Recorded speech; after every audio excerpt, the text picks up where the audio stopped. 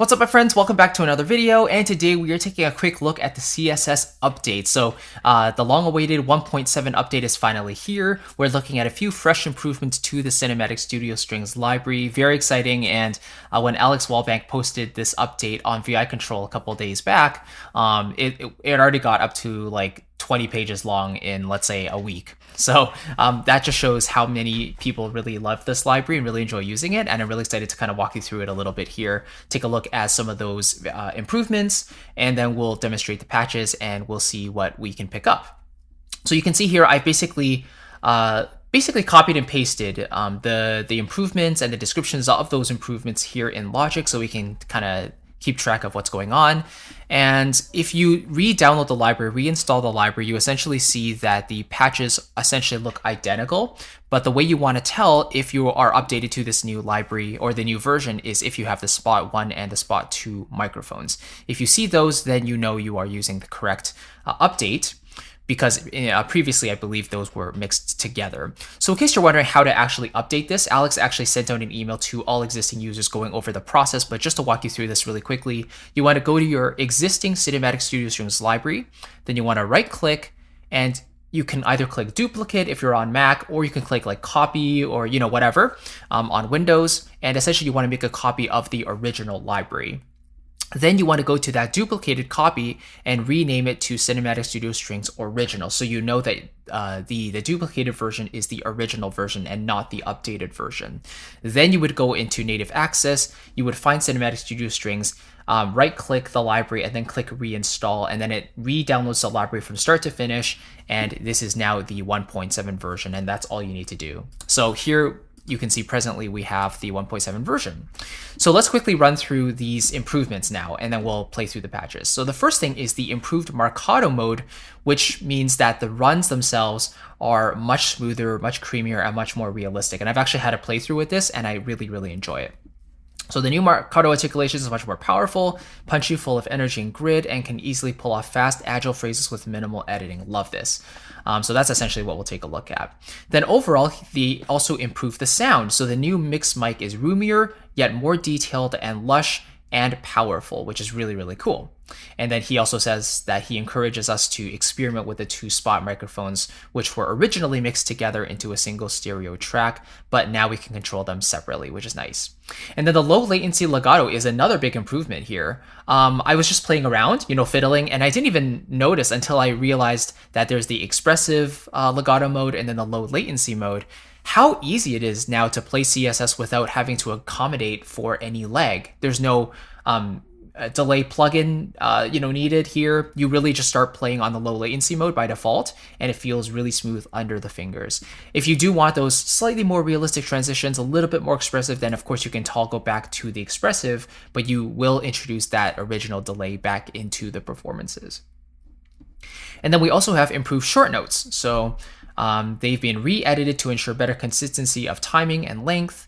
And then finally, the non-vibrato legato transitions. So if you're using the non-vibrato samples, Alex has basically improved those legato transitions as well. So let's kind of play through. I'll just go through here. We'll start with the legato. I'll go through some of these articulations, especially the Marcato mode, and then we can pick up on some of those differences. So here we go. This is Violins 1. I'm just going to stick with the mixed mic here so you can hear how that sounds.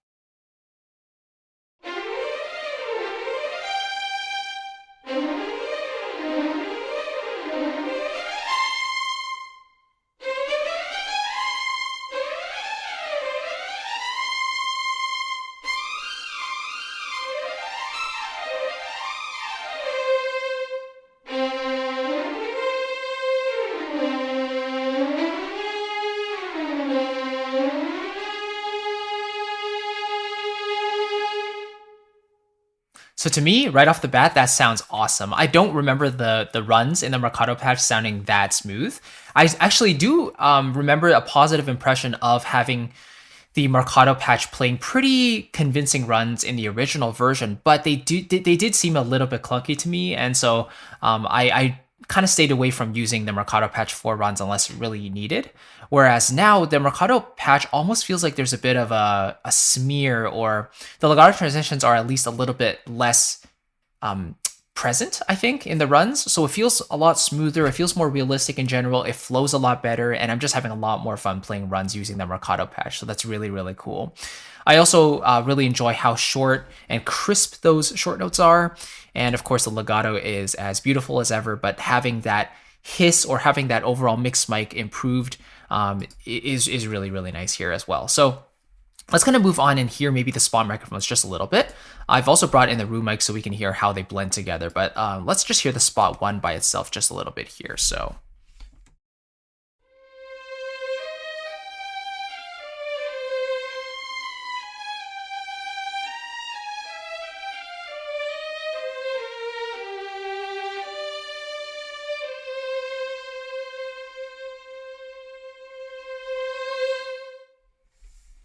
Okay, and now let's blend in the room a little bit here.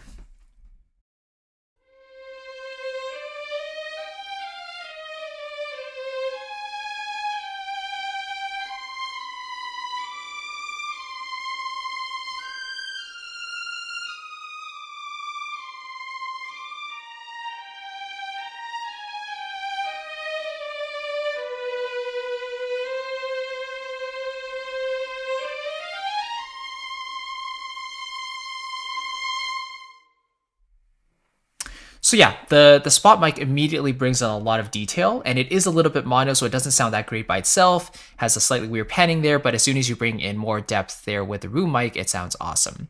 Let's also hear the spot 2, and we will bring in the main mic as well, but let's start with the spot 2.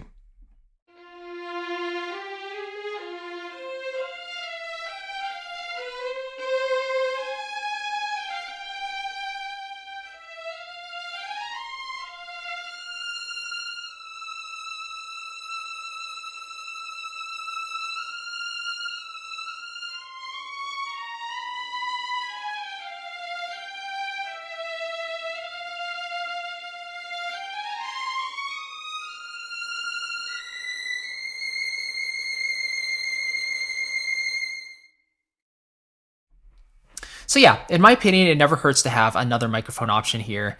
And yeah, you can just have a lot of fun mixing in the spot with whichever other mic you want to here, in this case, the main and the room. All right, let's move on to the violas, and then we'll just go on through the cellos and basses just to hear the quality of sound here, and then we'll wrap it up. So here we go.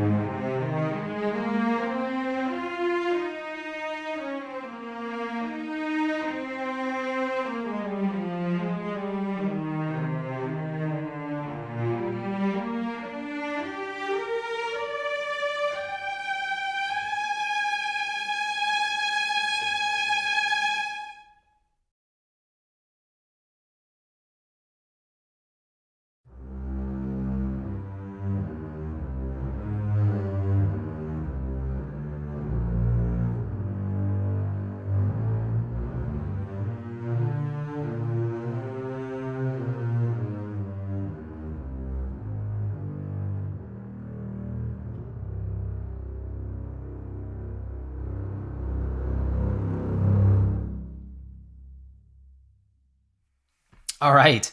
So that's just a quick run through of the updated patches. And yeah, just as a quick recap, I really do enjoy the low latency mode here. It really makes it a lot more fun to play because I'm able to play and not have to compensate for any sort of delay that might be happening. But again, if you do want that original legato mode, you can always toggle back to the expressive mode, and then you can go back to how you were using the library before.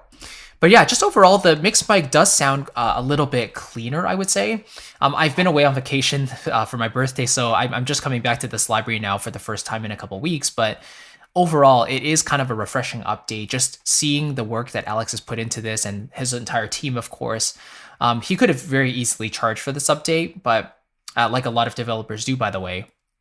Yeah, he took a great library and improved it even further, and that only goes to build goodwill with your customers if you do something like that. So big props to Cinematic Studios series for going through this process and really delivering an even better library for us. So big thanks to Alex and the team as well. Yeah, so if you're interested in CSS, right, like you can always purchase the library, or maybe you were on the fence before, but you weren't really sure.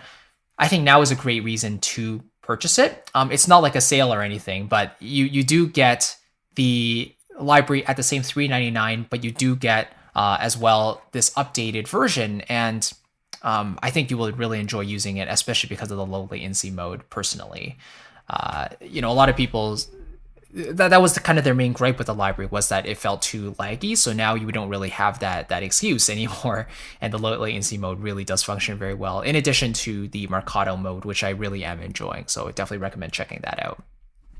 And again, if you want to check out, my other sample library recommendations, I mean, this really is my workhorse string library for sure. But if you're interested in kind of the other ones that I use on a regular basis for my entire productions, all my mockups and stuff, then definitely check out the sample library buyer's guide in the description box below. It's the first link there, and you can grab it absolutely free as my gift to you for checking out this video. But it goes through all the libraries I use, all the prices I've listed as well, and my utilities for them, how I basically recommend each library's purpose. All of that great stuff is included within this guide. So again, I want to give it to you for checking out this video today. Thank you so very much. I appreciate it. I'll catch you in the next one. Take care. Bye-bye.